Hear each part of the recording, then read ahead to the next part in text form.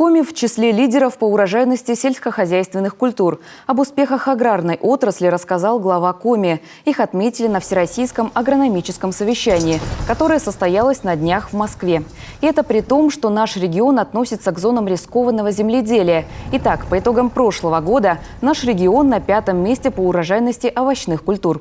По этому показателю республика обошла Курскую, Московскую, Брянскую, Тюменскую и Курганскую области. Показатель урожайности 518 центнеров с гектара. Это рекордное значение для нашего региона. С незначительным отрывом почти 521 центнер с гектара. Нас опередила Тамбовская область. На 1-м месте рейтинга оказалась Астраханская область с показателем 705,6 центнеров с гектара. Мы проанализировали, чему способствовал такой успех.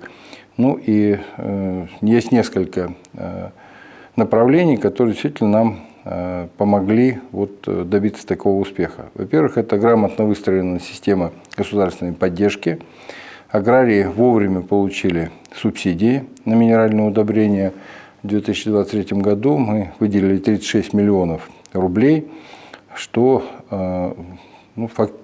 позволило как раз, и самое главное, деньги были выделены вовремя, что позволило закупить и внести более 1700 тонн минеральных удобрений.